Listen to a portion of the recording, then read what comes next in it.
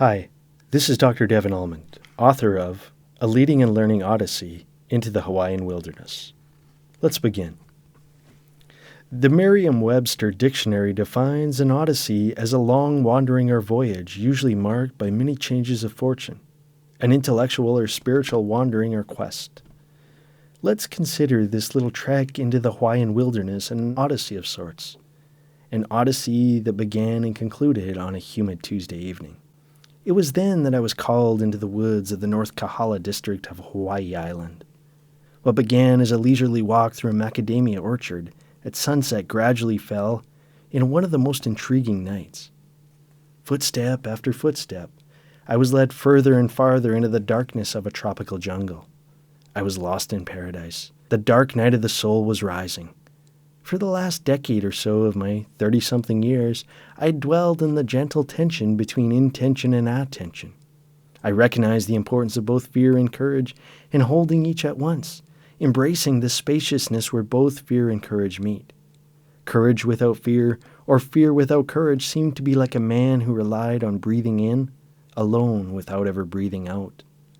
Perhaps this was me, struggling for breath as I ran perilously throughout the jungle for hour after hour on that December evening. The darkness of the night and the absence of any sort of reference point caused concern. Alas, I called a friend. She was a transplanted Texan singer-songwriter who had become a local. A year earlier, she left the Midwest, stumbled onto the island, and never really left.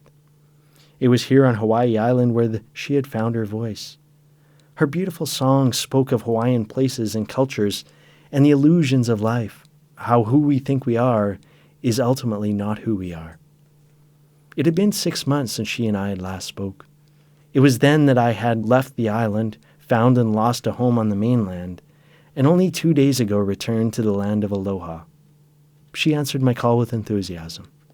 When I explained how I was lost in paradise, she calmly inquired whether I was Muka or Makai, Hawaiian word she had referenced in one of her songs. When you're walking inland in the Aina, or land is ascending, you're heading Muka, up the mountain, and away from Makai towards the Pacific Ocean. Yet there was little time for contemplating Muka or Makai amidst the hustle and bustle of this silent night. Just then, amidst the grasses that touched my belly and seemed much, much higher, my heart rate wildly intensified. In all four directions, rustles and snorts loudly and vividly echoed through the star-struck but lonely night. My repressed emotional state exclaimed over the phone, "There are wild pigs all around, maybe 20 or 30 or more. What do I do?" Calmly, firmly, and assertively, the singer-songwriter offered guidance that saved my bacon as I carried along my lost way to figure out whether I was Muka or Makai. As a college professor, I love supporting students to find an inner-centeredness akin to the North Star, to draw out from that deepest, highest, most generative space within. Yet amidst the twinkle-twinkle of the stars and the ghostly creeks howling through ancient, oversized ghost trees, the heartful courage I had found through years of self-reflective practice was lost in the night. Fear was at the forefront as my inner state had repressed into nothingness. Courage had vanished. I was scared. I felt alone. I was alone. Where was the divinity of wilderness that was so dear for so long? The irony, of course, was that I was so deeply immersed in wilderness that I simply couldn't see it. I could no longer lead myself. Somewhere earlier in my life odyssey, I learned that leadership, in the original essence of the word, refers to a cause to carry along one's way. Did I have a cause to carry along this particular way? With each frantic step, I moved, but was I moving in the right direction? Quite simply, I didn't know the rightfulness of my steps. Was I heading Muka or Makai? In the same way, when applied to work and relationships, so often we dedicate our lives to climbing a ladder without ever pausing to reflect into the appropriateness of that ladder. Interestingly, the original essence of the word career refers to a carriage trying to get to the end as fast as it can. Lost in paradise, I was clearly trying to get to the end, that is, to the comfort of my bed as fast as I could, but in doing so, each step carried with it an absence of presence. Over the ensuing hour or so, I ran frantically throughout the Hawaiian wilderness, with eyes and ears directed to the north, south, east, and west, though I didn't know which direction was which. The singer-songwriter suggested using my phone to locate my lost self. However, my life in the woods era, in which I relied on the feeding patterns of birds to tell time, had anchored a Luddite-like aversion to technology. I was without an inner and outer compass. Of course, the presence of either an inner or an outer compass would have likely been sufficient to find my direction home. But without any compass, I was riding an unconscious escalator further into a vacant night. Which direction to go? I couldn't simply stand still. More reflectively, I would have been aware that stillness is essential for activity in the same way that silence is essential for noise. Yet in that moment, I was all activity, no stillness, all noise, no silence. As I sit here writing in this coffee shop in Kapa'au town, a few miles from where this Odyssey unfolded, I am aware of what I could have done. I recognize how the absence of presence expressed in my repressed emotional state was clearly shaping all this motion. I could have also reflected back on the shamanic practices learned a few years back in subarctic Canada. In addition to the 4 directions sensed in the physical, ordinary world, this nature-based cosmology acknowledged 3 additional directions, lovingly held in the metaphysical, non-ordinary world. That is, Father Sky, Mother Earth, and the presence that is both now here and nowhere.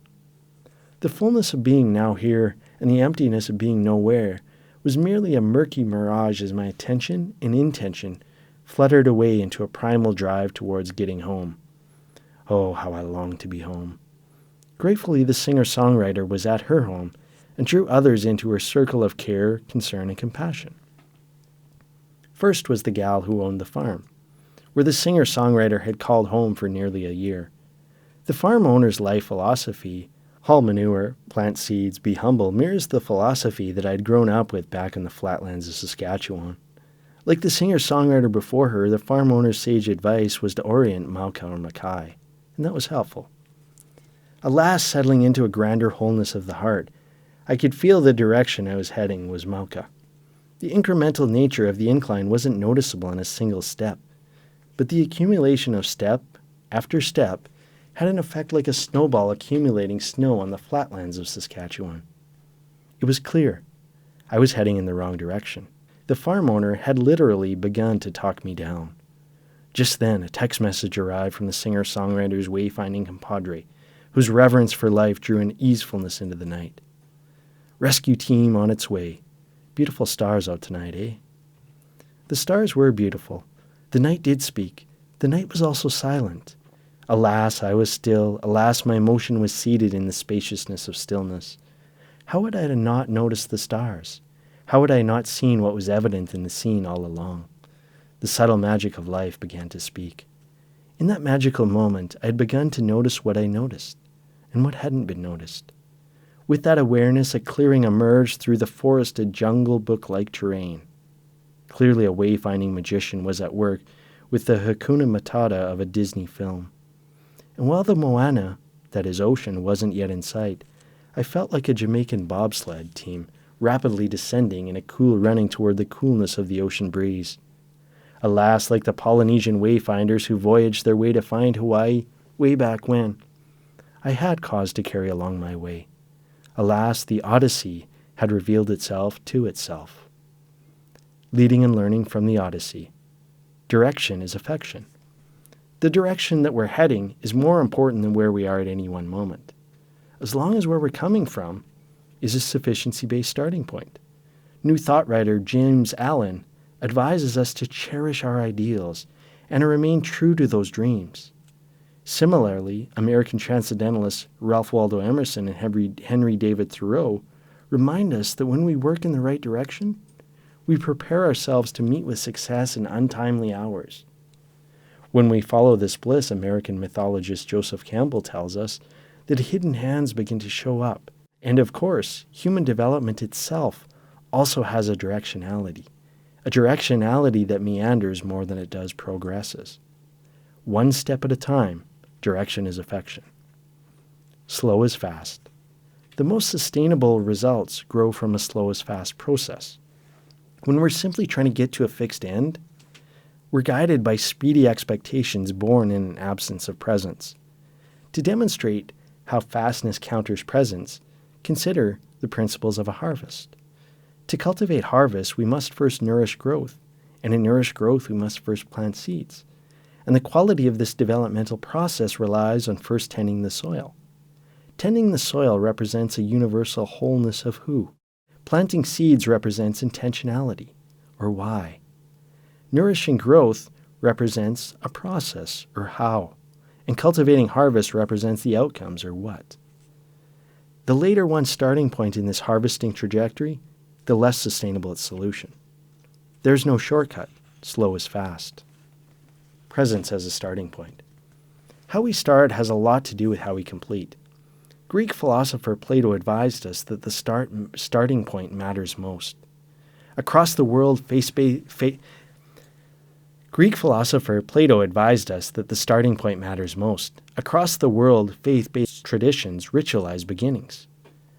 For Martin Luther King, taking the first step in faith was most essential. Consider the starting point of faith when Polynesian voyageurs began their Odyssey across an unknown ocean, guided only by stars.